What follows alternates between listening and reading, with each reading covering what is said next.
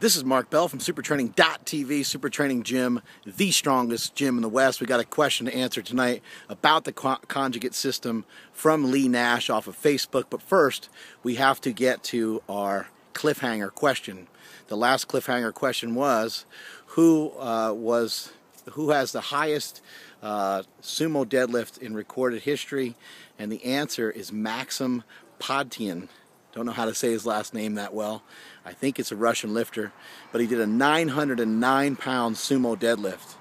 The great Ed Coan has registered a 901-pound sumo deadlift, which was actually done raw at 220 pounds, I believe. Eddie also was able to pull 887 conventional, and that's the highest combination I've ever heard of. But speaking of the deadlift, let's stay on that topic for a second. And who, don't look it up, don't Google it, I know you are. I see you over there with your Free Inzer shirt. You're going to Google it, don't even lie. Who was the first guy to pull 900 pounds is the question. The next cliffhanger question. Who was the first to pull 900 pounds in a powerlifting meet? All right, we got a question today from Lee Nash about the conjugate system. He says there's some friction within his group. There's some friction in his faction, dividing his faction into fractions. We can go on all day with this, I think. Maybe not. I'm not Lil Wayne, but maybe I will be someday. Anyway, let's try to clear some things up for Lee Nash. Lee says there's some friction in the group, and these guys want to know, yeah, kind of like, what the hell's the point of Dynamic Day? Seriously, what's the point of Dynamic Day? Trying to move fast with light weights. Some great lifters in the past have said, if lifting light weights would make you strong, Dr. Squat said this, if lifting light weights would make you strong, why not just lift light weights all the time? And the reason is because it doesn't effing work. I'm trying to cut out the F-bombs a little bit, even though you guys love them. I know you do. The reason for Dynamic Effort Day is about 20-fold. There's a lot of reasons for it. Reason number one is it helps to improve your form. When you improve your form, you'll improve your efficiency. You'll become... Somebody is screaming bloody murder over there. I hope they're not actually getting killed. That would suck. And that would be the first murder here in Davis, California in probably about 20 years. Anyway, I could care less about that because we have questions to answer. I have to help you guys with the Power Project. By the way, don't forget to subscribe to my YouTube channel. Don't forget to subscribe to my Facebook page. Don't forget to buy a slingshot from howmuchyoubench.net. And don't forget to subscribe to thepowermagazine.com, because if you're not doing those things, you're falling behind. Or you may be standing still, and when you're standing still, you're staying the same. And if you're staying the same, you're getting worse. Anyway, let's fix things up for Lee Nash. Dynamic Effort Day. You're going to improve your form. You're going to improve your efficiency. The other reason for Dynamic Effort Day is to work on being explosive. Every athlete can benefit from being explosive, whether it's an MMA lifter. Let me see if I can walk away from this crazy son of a bitch. Jesus Christ, can't somebody film the Power Project in peace? I'm trying to do this for you guys, and people are up my ass. I just got done training. All I want to do is go home and eat. All I want to do is go home and eat. I'm on carb night. I can't even eat any carbs. I go home down and wolf down a steak or something like that. But this kid over here is screaming, so let me see if I can get to a better spot here. Okay, what the hell was I talking about now? Hey, check out the ST shirt. Pretty dope, eh? Anyway, let's get to this. The reasons for the Dynamic Effort Day. You're trying to improve form. You're trying to increase force production.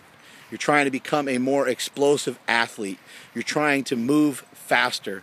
You're trying to annihilate the weights. Now, if you do Dynamic Effort Day and you put 60% on the bar and you frump around, you go, I'm going to do a squat, and you go up to the bar like some sack of shit and you handle the weight like crap and it moves really slow, then of course Dynamic Effort Day isn't going to work for you. If you don't think it's going to work for you and you don't want it to work for you, it probably won't, because it takes a lot of hard work to make any of this stuff stick. It takes a lot of hard work and a lot of mental preparation to make any of this stuff work and to make any of this stuff effective. How can an 1,100 pound squatter use 500 pounds to increase his strength? Through here, my friend. And if you don't have it between the ears, then you ain't got it anywhere else and you'll never pick it up. So you're going to have to learn that. And that's what Dynamic Effort Day can do. Max Effort Day is a tough guy day. Max Effort Day is a day to see what kind of balls you have. Dynamic Effort Day is a day for you to test your guts through a different pathway. You're trying to test your conditioning. You're trying to test your anger, because you're trying to kill those weights. You're trying to be the fastest person in the group. Hopefully you're not a loser, and hopefully you're not training by yourself. Hopefully you got a couple people to train with, a couple people to join you, and hopefully you can kick the shit out of them. Kick the crap out of them. Try to move faster than them. You might be moving less weight than them, but try to move it faster and talk shit while you do it. Say, hey, I only did 225, you did 315, but I'm moving faster. That'll annoy the shit out of them.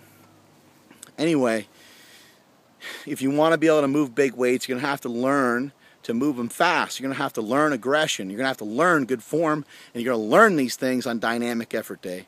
Now, if you're new to lifting, and I've said this many times before, if you're new to lifting and you haven't done a lot of lifting, period, you haven't been in a gym a whole lot, I don't really know how much you need to really worry about actual dynamic effort, 10 sets of 2 type of work. We have a new kid at my gym. Actually, he's not new anymore, but he's been at my gym for a little while. And when he walked through the doors, he did a little bit of Dynamic Effort Day the first couple times, but it was obvious he didn't have a lot of squat experience. So he pulled it back a little bit, and we said, you know what? Come in and do 5s to 5. Add a little weight each week till you get a little stronger. He did that for a little while. He improved. I said, okay, well, let's switch it up a little bit. Let's do 6 sets of 4. He did that for a little while. He improved. I said, okay, let's try 10 sets of 3.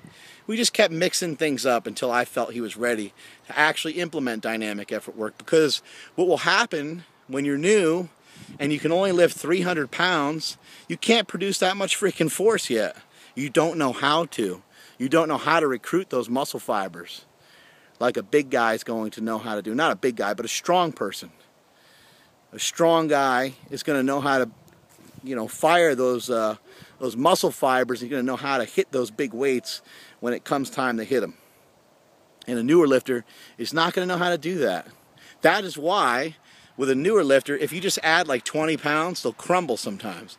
And you'll be just totally baffled. You'll be like, what the hell just happened there?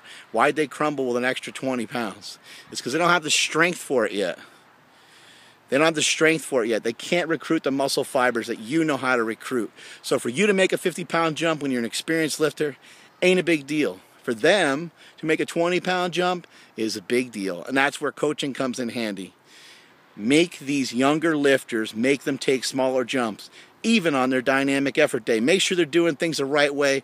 Make sure they're learning how to squat, how to bench, how to deadlift. Make sure they're doing it the right way. The first time I ever stepped foot inside of Mid-Hudson Bodybuilding in Poughkeepsie, New York, at the age of 14 years old, I was bench pressing. And you know what the guy told me? He said, what the fuck was that? There's an F-bomb for you. He said, what the fuck was that? And I was kind of scared. I was like, I don't know. And I don't know what's making you so upset, but I'm trying to bench press over here. He said, that's not a bench press. He said, it looked like you're having a seizure. Don't do that in my gym. And he took the weights off. And so I performed a couple reps, and then I put more weight back on, and I had what looked like another seizure. He came back over and said, don't ever do this. Don't do this in my gym, especially while I'm here. He's like, this is shitty lifting, and I don't allow this. This doesn't look right. He said, who are you with? I said, I'm with my brother. And my brother Chris came over and said, oh, he's just, working out a little bit. He's just trying to get used to stuff, and, he doesn't know any better. And my brother Chris was kind of already involved in powerlifting a little bit. And they told me, they said, you need to make every rep look the same, and you need to do 10 reps. And that's how you're going to increase your strength. You're not going to increase your strength by coming in here and moving weights around like shit. You need to learn the proper form and the proper mechanics. And a lot of times we take these things for granted. And we think that everybody should know that. But how do you know something unless you were taught it? That's what I think. How do you know something unless someone taught it to you? So let's take it upon ourselves as being part of the Power Project to spread the word. Don't be a greedy bastard. Don't hold the Power Project tight to yourself. Spread the word, let other people know about it, and let other people know your knowledge, whether it be lifting or anything else. Let's make this world a better place. As I always say, let's make the world a better place to lift. So the reasons for Dynamic Effort Day are great. That was kind of a long-winded speech in a roundabout way, but without form and without speed, without force production, you will not become a great lifter. That doesn't mean that everybody has to do speed work, because there's certainly been a lot of guys. Ed Coan never did quote-unquote Dynamic Effort Day. But what did Ed Coan do? Ed Coan tried to destroy his weights, even his bigger weights. And he did something when he squatted. He said, I committed to my squats. He committed to them. And he didn't care if he was going to hit the deck or if he was going to come back up out of the hole like an animal with 1,000 pounds on his back. And that's the way you guys got to think out there. You got to get the mindset down. If you want speed work to work for you, it starts right here. Start thinking fast, start lifting fast. And that is it from supertraining.tv. I'm out.